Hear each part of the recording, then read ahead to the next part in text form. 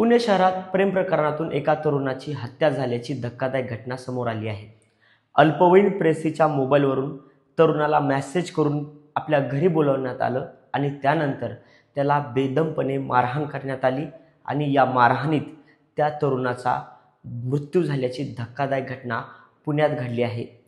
मृत तरुणाच्या कुटुंबियांनी पोलिसात तक्रार दिल्यानंतर 10 जणांविरोधात पोलिसात गुन्हा दाखल झाला असून संपूर्ण शहरात या घटनेची आता जोरदार चर्चा सुरू झाली आहे. मृत तरुणाचे नाव नागेश जाधव असं आहे. तो 23 वर्षाचा होता. तो आपल्या आईसोबत पुण्यात राहत होता.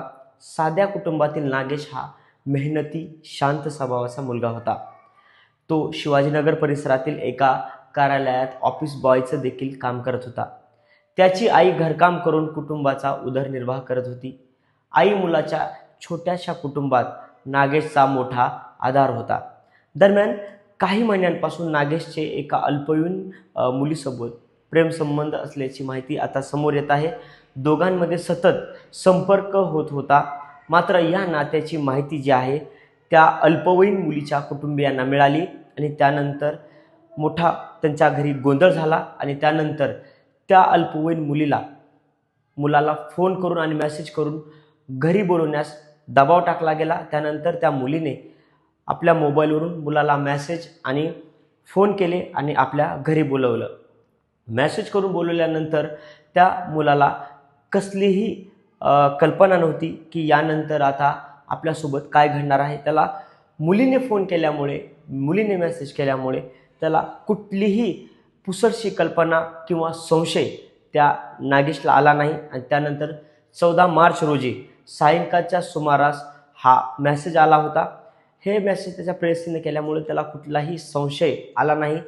तो तातडीने घरातून दुचाकीवर मुलीला भेटण्यासाठी बाहेर पडला. कुटुंबाने तो नेमका कुठे जात आहे याची कल्पना त्या नागेशला नव्हती आणि त्यानंतर तो त्या मुलीच्या घरी गेला. दरम्यान रात्री 8:30 वाजण्याच्या सुमारास नागेशच्या मोबाईलवरून एका अज्ञात व्यक्तीने त्या नागेशच्या आईला फोन केला. फोनवरून थेट शिवीगाळ सुरू केली.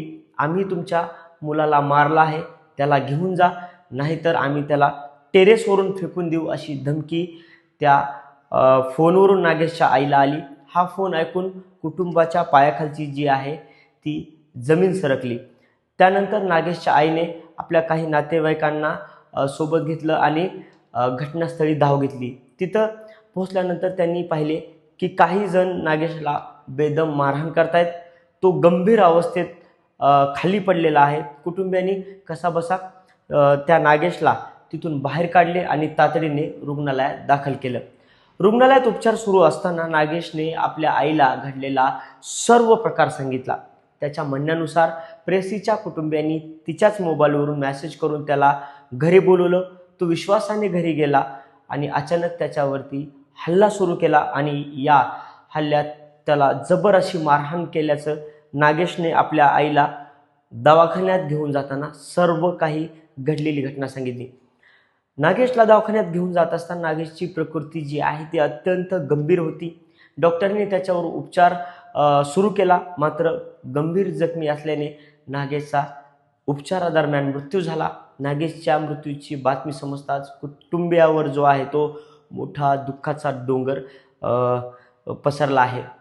या प्रकरणी नागेशच्या आईने पोलिसात तक्रार दाखल केली. तिच्या तक्रारीनुसार मुलीच्या कुटुंबियांनीच हा कट रचल्याचा आरोप नागेशच्या आईने केला आहे. त्यानुसार कोथरूड पोलीस ठाण्यात 10 जणांविरोधात गुन्हा दाखल करण्यात आला आहे. पोलिसांनी या घटनेचा तपास सुरू केला असून संबंधित आरोपीचा जो शोध आहे तो पोलीस घेत आहेत.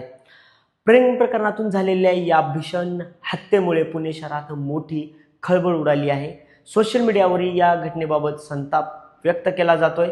एका तरुणाचा जीव इतक्या क्रूर पद्धतीने घेतल्याने परिसरात भीती आणि संतापाचे वातावरण पसरले आहे.